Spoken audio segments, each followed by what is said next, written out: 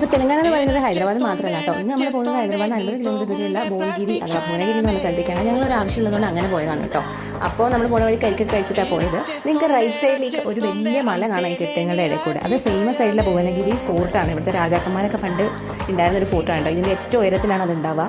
അപ്പം ഇവിടെ പോകണമെങ്കിൽ ഒരു ടിക്കറ്റൊക്കെ എടുക്കണം. ഇതൊരു ടൂറിസ്റ്റ് സ്പോട്ടായിട്ട് ഇവർ ഡെവലപ്പ് ചെയ്തിട്ടുണ്ട് ഇപ്പോൾ. അപ്പോൾ ഇതൊരു നമുക്കിപ്പോൾ അത്രയും സമയമില്ലാത്തതുകൊണ്ട് നമ്മളതിന് പോയില്ല. പക്ഷേ എന്തായാലും ഇങ്ങോട്ട് തിരിച്ച് വരണമെന്നൊരു പ്ലാൻ ഉണ്ട്. അങ്ങനെ ഞങ്ങളുടെ പണിയൊക്കെ കഴിഞ്ഞപ്പോൾ ഭയങ്കര വിശപ്പ്. അപ്പം ഇവിടുത്തെ ഫേമസ് രാമസ്വാമി ഹോട്ടലിൽ നിന്ന് നല്ല തെലങ്കാന ഭോജനം കഴിക്കണമെന്ന് വിചാരിച്ചിട്ട് കയറിയിട്ടോ.